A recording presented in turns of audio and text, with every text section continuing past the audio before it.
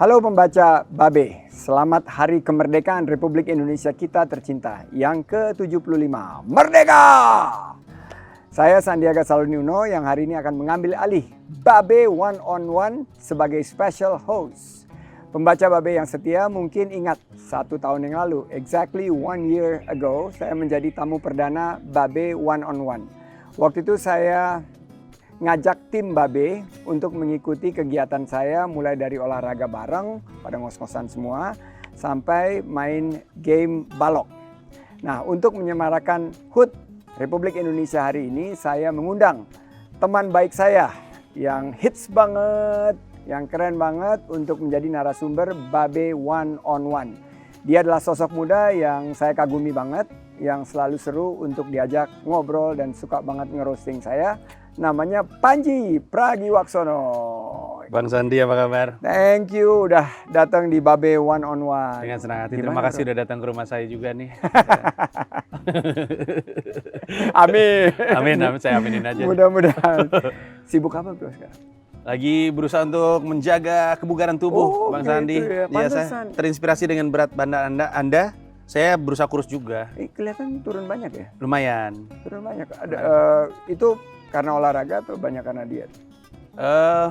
Pertama mulai plant based sejak Plant-based? Serius loh? Iya. Tapi bukan plant-based yang ini ya, nggak yang militan banget. Saya selalu bilang kalau pengen makan daging ya makan aja, tapi kebetulan lagi belum pengen, jadi ya lancar jalan terus. Terus gitu olahraga juga sama tidur dibenerin. Oke. Itu banyak banget ngebantu ya? Iya, Karena sangat. 7 jam tidur. Dan ngoroknya waktu itu saya sleep apnea waktu itu dibilang sama Berarti dokter. harus di-treat ya? Sekarang, setelah treatment jadi lebih baik. Jadi quality tidurnya juga lebih bagus. Iya, sama kayak pembakaran tubuhnya itu jadi lebih baik juga gitu. Jadi ya mungkin olahraga, plant based, terus tidur lebih benar. Itu Terus kelihatan lebih segar gitu loh. Tapi ini gue ada pertanyaan-pertanyaan yang agak jaim, jadi Asik. sorry banget. Gak apa-apa Bang. Nah menurut lo Ji, Indonesia bisa dikatakan sebagai negara yang maju jika sudah ada di tahap seperti apa? Di tahap ketika kita menawarkan sesuatu kepada dunia ketimbang hanya mengkonsumsi apa yang dunia tawarkan. Keren Gila gak sih? banget. Gila gue tuh. Bingung sama diri gue sendiri. Nggak, tapi bener Bang. Maksudnya kalau kita lihat dari Jadi level ini kita manufaktur. masih konsumtif ya. Iya, tapi level atau kemampuan kita manufaktur itu kan level dunia kan, brand-brand luar negeri kan manufakturnya di sini. Artinya secara kemampuan produksi kita oke. Cuman kan yang jadi permasalahan kemampuan entrepreneurialnya gitu. Kewirausahaan, desain, brand building. Nah, itu yang dibutuhkan supaya ketika kita keluar, kita ke Times Square atau kita ke Tokyo, ke Harajuku, terus kita ngeliat, ih, ini brand Indonesia nyampe sini juga. Nah, itu yang kita harapkan. Kira-kira menurut lo 5, 10, berapa tahun lagi kita bisa nyampe ke sana? 8 tahun dari sekarang, 2028, kita akan mulai keluar negeri, kemudian sering ngelihat brand-brand kita dalam bentuk fisik toko gitu. Jadi bukan cuman secara digital, tapi secara entitas bisnis kita lagi jalan. Ini brand Indonesia. Prediksi saya 8 tahun dari sekarang. Dan gue bisa lihat juga konten lo di Apple TV, Gokil. di HBO Plus, Jelas. di Netflix ya. Tentu. OKOC TV. Wih, Ada nggak OKOC TV satu hari? Nah, siapa yang punya peran ya paling penting dalam mewujudkan Indonesia maju ini? Menurut lo, siapa yang paling penting? Sektor Paling pemerintah, dunia usaha, masyarakatnya, akademisi, Guru ya. Spesifik di guru. Guru. Karena saya tipe orang yang percaya semua masalah di Indonesia itu ujungnya tuh muaranya di pendidikan. Tapi pendidikan kan institusional ya, secara individual. Ini guru-gurunya. Saya percaya bahwa guru-gurunya ini karya dari guru-guru yang baik adalah individu-individu yang hebat. Keren. Memang guru itu adalah pahlawan tanpa tanda Jelas. jasa. Nah, kecuali guru saya Pak Agus Dewa yang kerjanya nampar saya. Dulu Bang Sandi. Sekarang SD? Enggak, SMA. Badung saya di Gonzaga. Nih pertanyaan berikutnya. Ya. Kalau dilihat ada sisi masyarakat atau pemerintah yang memegang otoritas dan kewenangan dibanding antara pemerintah dan masyarakat, mana yang lebih berperan menurut lo untuk menuju Indonesia maju? Tapi gue tuh tipe orang yang nggak pernah pengen menyenderkan harapan ke pemerintah sih dari dulu. Jadi daripada kita nunggu pemerintah juga punya urusan sendiri. Mungkin ada orang yang lebih tidak punya daya, sehingga butuh dibantu pemerintah. Yang punya daya jalan sendiri. Makanya gue selalu menitik beratkan pada usaha masyarakat. Kita sendiri yang berdaya gitu. Jadi kita sebagai mitranya pemerintah, kita bisa harus lebih baik, mengambil kreasi, lebih baik, berinovasi untuk mewujudkan Indonesia maju. Iya. Tapi yang ingin disampaikan adalah jangan sampai kita ngasih kekuatan itu kepada pemerintah, seakan-akan pemerintah yang punya daya besar gitu. Kita punya kuasa juga, kita juga punya daya. Pada titik kita merasa semuanya ada di tangan pemerintah, kita menghilangkan kekuatan pada kita sebagai masyarakat. Padahal saya ngerasa nggak, harusnya pemerintah yang takut sama rakyatnya, bukan sebaliknya. Keren. Nah, harapan kita tentunya semuanya ingin Indonesia maju. Ya. Sesuai dengan tema HUT RI yang ke-75. Ya. Nah, juga relevan dengan tujuan pemerintah di periode kedua. Pertanyaannya, maju di sini dalam arti pembangunan infrastrukturkah, sumber daya manusiakah, menciptakan lapangan kerja, serta pemberdayaan usaha mikro, kecil, menengah yang sekarang ini sudah kita lihat terkena pandemi habis-habisan. Nah, kalau lihat Indonesia saat ini, apakah kita setback-nya, kita masih jauh nggak sih dari harapan untuk bisa mencapai negara maju menurut lo, bro? Bang Sandi ini lupa, saya kan pelawak Bang Sandi, ini pertanyaan terlalu rumit dong, pelawak seperti saya. Ini serius, justru kita harus mengambil humornya dari harapan untuk Indonesia maju. Kalau dibilang jauh atau enggak, sebenarnya enggak. Tadi ketika saya bilang 8 tahun lagi akan ada brand kita di luar negeri, itu kan berarti pencapaian kita tuh pencapaian secara institusi. Kalau individual Bang Sandi, kita kemarin Virginia sudah ada di Times Square. Udah ya? Iya, maksudnya secara individu, maksudnya karya gitu. Terus udah gitu, yang dicari kan bisnis, institusi gitu untuk ada di luar negeri. Jadi karena saya prediksi 8 tahun lagi itu akan terjadi, saya nggak ngerasa terlalu jauh. Tapi harus diakui pandemi menahan. Tapi mereka yang gigih, kewirausahaannya, itu yang akan mendorong. Saya percaya lokomotifnya negara tuh selalu bisnisnya. Bisnisnya yang narik kita gitu. Nah, mereka yang gigih dalam menjalankan kewirausahaan harusnya bisa membawa kita maju terus. Dan kita nggak jauh. Memang bisnis yang paling pertama bereformasi setelah 97-98 dan akhirnya yang lain juga mengikuti reformasi. Nah, menurut lo, kalau lihat sekarang ini, apa yang menjadi masalah terbesar untuk kita mencapai predikat negara maju? Ini jawabannya mungkin bukan jawaban yang Bang Sandi harapkan, tapi ini yang gue yakinin. Nggak apa-apa, harus dong, bro. Menurut gua masalah utamanya adalah kita tidak saling memahami satu sama lain. Jadi persatuan yang kita yakin itu jargon. Saya Pancasila, dia Pancasila tuh masih jargon gitu. Kita masih punya cara pikir yang ngebelah dua gitu. Saya orang baik, dia orang jahat. Cara pikir itu mengganggu kita untuk bisa lebih rekat sebagai sebuah bangsa dan melakukan sesuatu sama-sama. Kita gimana caranya mau maju bareng-bareng? Kalau bareng-barengnya aja belum bisa, karena ada rasa curiga. Gue curiga sama lu curiga sama gue nggak mau nyebrang untuk ngobrol dan cari tahu isi kepala lu. Gue tuh percaya isi kantong lu apa gitu. Betul sekali, kosong kebetulan.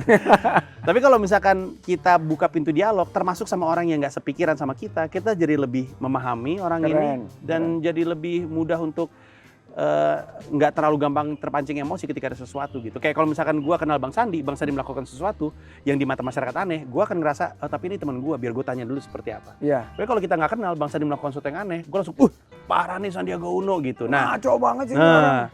Bayangkan bahwa pembeda sikap itu adalah dialog, adalah pertemanan. Nah, makanya kalau misalnya kita saling kenal, kita saling teman, setidaknya terbuka pintu dialog, harusnya kita nggak gampang panas, nggak gampang saling berantem, baperan, dan sebagai bangsa jadi lebih gampang kerjasama. Keren.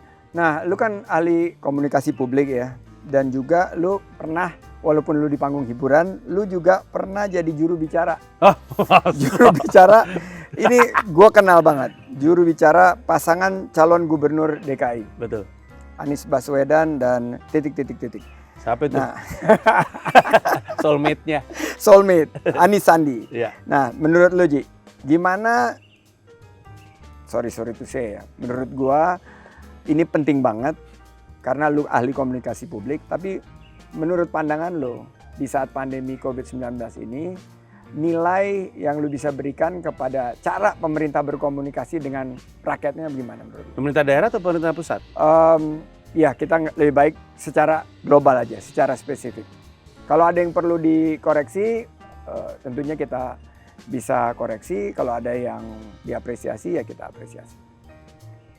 Sulit juga nih pertanyaan nih. pertanyaan dari kepala Bang Sandi apa dari daftar pertanyaan? Ini dari modifikasi. Pertanyaan nggak seperti ini, tapi gue mau Tapi nanya. gini kurang Karena lu lebihnya. dulu mantan jubir yang, ya menurut gue sih salah satu performance yang terbaik ya sebagai jubir. Berkat arahan Bapak juga. Oh tidak, Bapak mengembangkannya lama-lama kembangannya sendiri kayak main silat. Waduh. Tapi oke, dari sisi komunikasi menurut saya bisa jauh lebih baik dalam hal, tapi saya susah banget nih, bakal tayang lagi nih. Gimana ngomongnya ya? Tenang aja Karena gini, bro, karena gini. you're with me, you're safe zone, this is my house. Right now I'm with you. After this I'm going home. Dibuntutin manusia dari belakang. Ngomong apa itu orang? Molotov masuk rumah saya. Molotov. Udah. Sekarang pokoknya nggak happy, molotov. Nah itu dia. Tapi ini sih intinya gini.